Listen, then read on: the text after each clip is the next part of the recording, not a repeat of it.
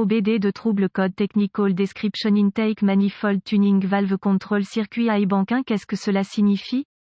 Il s'agit d'un code d'anomalie de diagnostic (DTC) du groupe motopropulseur générique et s'applique généralement aux véhicules OBDII. Les marques de véhicules peuvent inclure, sans s'y limiter, Saturn, Land Rover, Porsche, Opel, Dodge, Chrysler, Mazda, Mitsubishi, Chevy, Honda, Acura, Isuzu, Ford, etc. L'ECM, module de contrôle du moteur, est responsable de la surveillance surveillée et réglée de nombreux capteurs et systèmes impliqués dans le fonctionnement de votre véhicule, sans oublier de détecter les défauts au sein des dits systèmes et circuits. L'un des systèmes que votre ECM est responsable de la surveillance et de la corrélation avec les valeurs souhaitées est la soupape de réglage du collecteur d'admission. J'ai entendu ces noms de nombreux noms, mais une valve Esperluette-Cotte, clapet Esperluette-Cotte, revient souvent dans le monde de la réparation. La soupape de réglage du collecteur d'admission a plusieurs objectifs possibles pour aider aux performances et à la conduite de votre moteur. L'une consiste à réguler les pressions entre les plénums d'admission, l'autre peut être de rediriger l'air d'admission vers un ensemble distinct de glissières d'admission ou combinaisons pour changer le débit et éventuellement les performances de votre moteur. D'après mon expérience, la soupape elle-même est principalement composée de plastique. Vous pouvez donc imaginer des dysfonctionnements possibles en combinaison avec des températures notoirement élevées dans le compartiment moteur. P0662 est le code de panne identifié comme Esperluette-Cotte, circuit de commande de soupape de réglage du collecteur d'admission, rangée 1 élevé Esperluette-Cotte, et cela indique que le CM a détecté une lecture électrique trop élevée de la soupape sur la rangée croisillon 1, sur les moteurs à plusieurs banques, par exemple V6, V8, la banque croisillon 1 est le côté du moteur qui contient le cylindre croisillon 1. Ce code peut être déclenché par une défaillance mécanique ou électrique de la soupape de réglage du collecteur d'admission. Si vous vous trouvez dans une zone sensible au froid extrême, cela peut provoquer un dysfonctionnement de la vanne et ne pas tourner correctement selon les souhaits de l'ECM. Une soupape de réglage du collecteur d'admission GM, quelle est la gravité de ce DTC? Selon le problème réel lié à votre cas, cela peut aller de rien à craindre à quelque chose d'assez grave et potentiellement dommageable pour les composants internes de votre moteur. Ce serait une bonne idée d'errer du côté de la prudence lorsqu'il s'agit de pièces mécaniques telles que la soupape de réglage du collecteur d'admission. La possibilité que des pièces indésirables pénètrent dans la chambre de combustion du moteur est là, alors gardez cela à l'esprit si vous envisagez de reporter cela à un autre jour. Quels sont certains des symptômes du code? Les symptômes d'un code de diagnostic P0662 peuvent inclure performance du moteur médiocre, bruit de cliquetis provenant du compartiment moteur, économie de carburant diminuée, possible raté au démarrage, puissance moteur réduite, plage de puissance modifiée, problème de démarrage à froid. Quelles sont les causes courantes du code?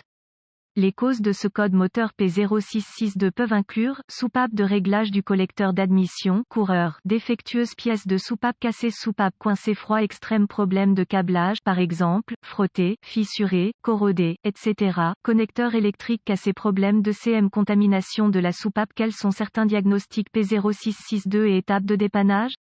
La première étape du processus de dépannage pour tout dysfonctionnement consiste à rechercher dans les bulletins de service technique (BST) les problèmes connus avec le véhicule spécifique. Les étapes de diagnostic avancées deviennent très spécifiques au véhicule et peuvent nécessiter l'équipement et les connaissances avancées appropriées pour fonctionner avec précision. Nous incluons les étapes de base ci-dessous, mais nous référons à un guide de réparation spécifique à l'année, la marque, le modèle, le groupe motopropulseur pour les étapes spécifiques à votre véhicule. Étape de base N°1 chaque fois qu'un DTC, code de diagnostic, est activé par l'ECM. En tant que bricoleur, c'est une bonne idée d'effacer tous les codes pour voir s'il revient immédiatement. Sinon, prenez le véhicule pendant de longs et nombreux essais pour voir s'il redevient actif après quelques cycles de service. S'il se réactive, procédez au diagnostic du ou des codes actifs. Étape de base N°2. Tout d'abord, vous devrez localiser la vanne de réglage du collecteur d'admission. Cela peut être difficile car le plus souvent, ils sont montés à l'intérieur, dans le collecteur d'admission lui-même.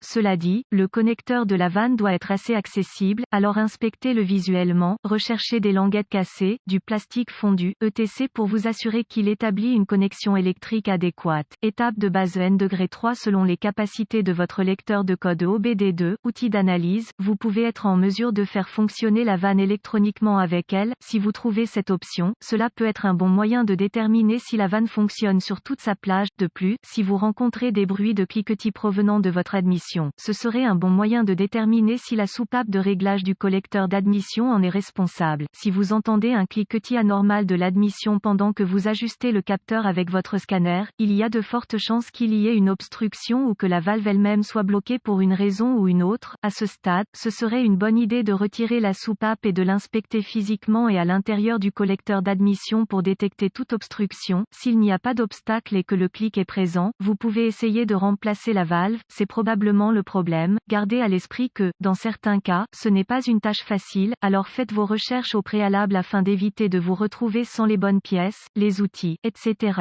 Remarque, toujours se référer aux données techniques du fabricant avant d'effectuer des réparations ou un diagnostic sur votre véhicule. Étape de base N°4. Assurez-vous de ne pas oublier d'inspecter le faisceau impliqué dans la valve de réglage. Ces faisceaux de câbles peuvent être acheminés à travers les pièces du moteur et d'autres zones à forte chaleur, sans oublier les frottements, fissures potentielles liées aux vibrations du moteur. Étape de base N°5. Si vous avez tout essayé, jetez un œil à votre ECM, Engine Control Module, surtout si plusieurs codes non liés sont actuellement actifs ou s'activent et se désactivent par intermittence. Cet article est strictement à titre informatif uniquement et les données techniques et les bulletins de service pour votre véhicule spécifique doivent toujours avoir la priorité.